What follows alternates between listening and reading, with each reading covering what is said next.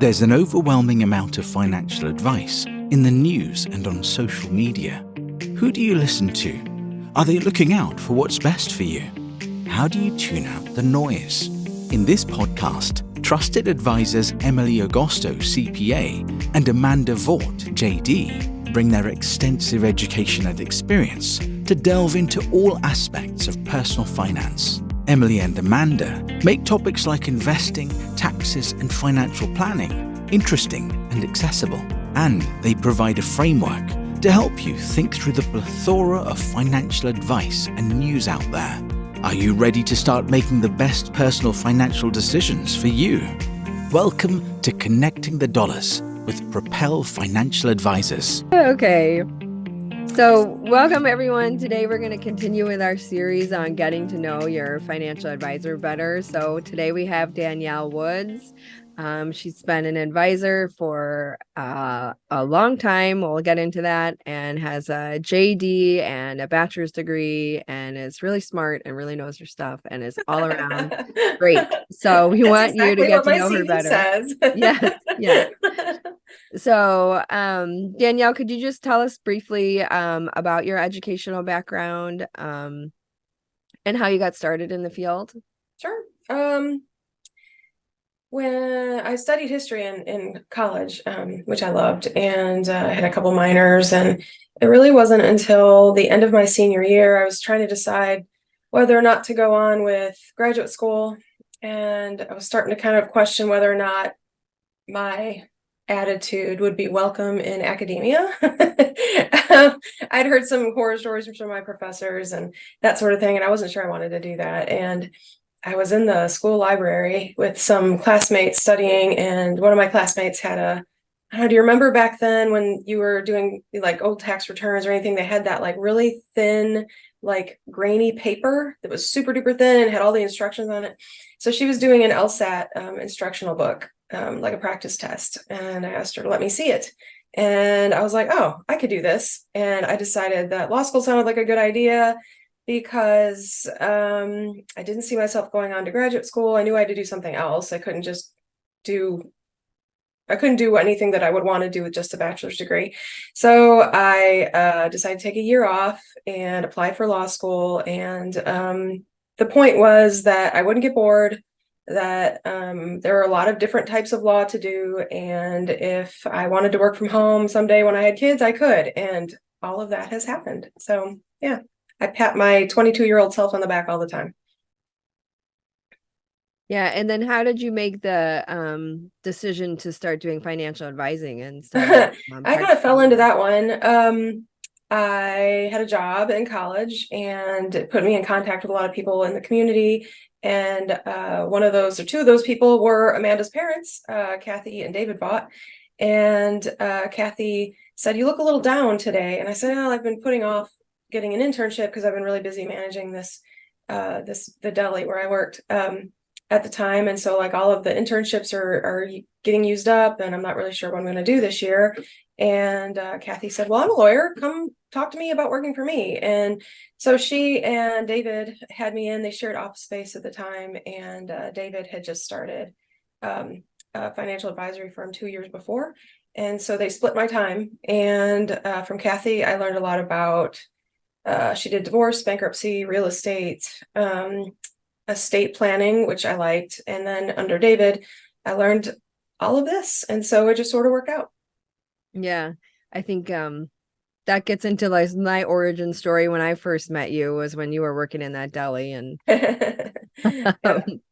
my mom would talk about you at home before probably you never realized, I met this greatest girl at this deli, and now she's gonna work for me, and she's so great. And just like I remember when your parents told me that you were never going to be a lawyer. So yes. Yeah, that makes me laugh too. Yeah, I know, because I went on to go to law school, in case you didn't know, but that's another story. Yeah, we'll have Amanda's next yeah, week. Right. Yeah, so we've come a long way since that downtown Naperville deli, right? Mm-hmm. And so how have you found practicing as a financial advisor over the years? What are you enjoying about it? What I like the most is that you get ahead of problems, or at least you try to. You're helping people without always being surrounded by negativity, really. It's I call it preventative law, what we do.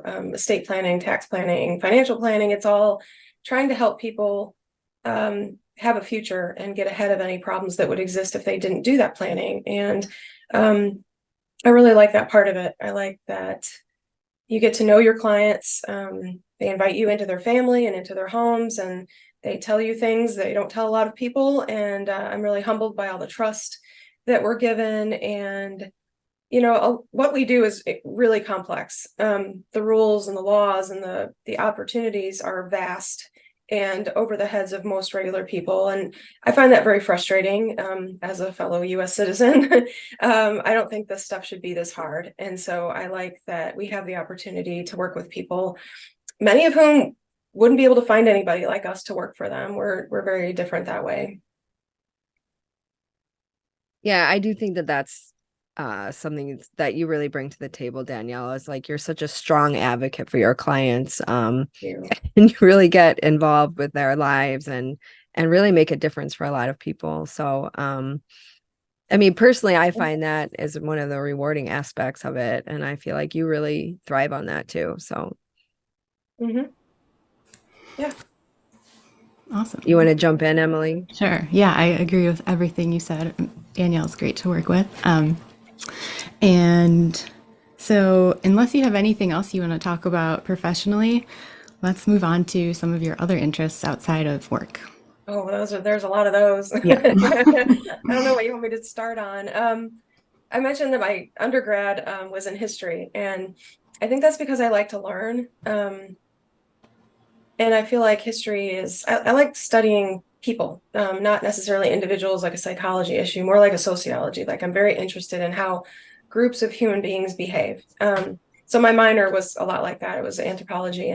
And when I got into this, working with individuals, we used to manage a lot of money for institutional clients, pension funds, and you definitely interacted with the people that way, but it was a little more, there was a little bit more of a separation. There's a lot of rules and structure when you're working with municipalities. And I really found that I liked working with the individual families and clients better, because there is a lot of that, trying to make decisions based on how you feel versus what you need. And I like that. I like kind of removing stress from people and trying to come up with a plan. And I've always been a planner, like my whole life. I was the weirdest little kid. Like when I got my first job in high school, we didn't have Excel back then, but I made a spreadsheet just like that, like on paper, to do my own budget. And so to me, it's just weird that not everybody does that. But over the years, that is not necessarily normal. Well, I have to say, my weird childhood might give yours a run for its money, but we'll get to mine another day. So, and that's another thing that I like about what we do. It is frustrating that it changes all the time, but it's impossible to get bored because it's always different. And everybody you come into contact with is different. Their needs are different. And it's frustrating to me that so much of the financial industry is very cookie cutter, or geared toward people who make a considerable amount of money. And I kind of feel like they don't need people like us as much as other folks do. And my parents were blue collar workers. My dad was a steel worker. My mom worked in restaurants, and they didn't have somebody like us to work with them. And so it goes a long way to be able to give back to people who wouldn't be on the radar of some of the larger brokerage firms, because their accounts just aren't large enough. It's very rewarding. Well, we managed to tie that back into work, but I know you're an avid traveler. I know you like to cook. So the point of that, when I got started with it, I like to learn. And so all of my outside of work activities kind of follow that vein as well. And so, like I said, I did my undergrad in history, and after law school, it's been very, very difficult for me to read nonfiction. I have a very hard time with it. I feel like it's all been beat out of me. But lately I have found that I've sort of missed history, and I know that I just can't sit around and read long texts about different things. So I started looking for podcasts, and I found a couple of podcasts that I can listen to when I'm going for my morning walk or taking a break in the afternoon. And they're just like 30 to 45 minutes. And I sort of get my my history bug out of the way that way. I also garden. We do a lot of sitting in what we do. Unfortunately, we can sit and stand all day long at the computer, but you're still in a space. And so I like to be outside and get my hands dirty. And I garden a lot in the spring. And I kick my kids outside, and I do a lot of that. And travel's the same way. I get bored easily. I like to learn. I'd like to constantly be doing something new. And so with my background in European history, Europe is a favorite spot for me to go. So I've been to several countries, and it's kind of a goal every year to go places. And now I'm taking my kids, and now that they're older. That's awesome. I'm a big movie fan. I read a lot. I mean, just always something where my brain is active, except for gardening. That's a nice place I can shut out and just dig. Nice. Yeah, your garden's very impressive. I've seen it a few times over the years. Well, do you have anything else you want to add? Or Amanda, do you have any other questions or thoughts? Or we pretty much got to know now. My final thought, I guess, about Danielle is that if you have Danielle in your corner, that's a great place to be. Thank you. Agreed. Yeah. And you're only as strong as your partners. So thank you to you too. Okay, well, thanks for joining us today, Danielle, and we'll have you on again soon to talk more about, financial planning or investing topics. Great. Thank you. Okay. Thank you. Bye. Bye. That will do it for this episode of Connecting the Dollars. Nothing discussed in this episode should be considered legal, financial, or tax advice. If you like what you heard, please subscribe for more at Apple Podcasts or wherever you get your content. When you do, please give us a rating and a review. To see the links we mentioned in our show, along with other great Propel Financial Advisors content, go to connectingthedollars.com. You can find our past episodes there and subscribe to our newsletter. And if you're still here because you have a general question, you can email us directly at info@connectingthedollars.com. Or, if you're interested in working with us, click the Schedule a Consultation button on our website. Thank you for listening.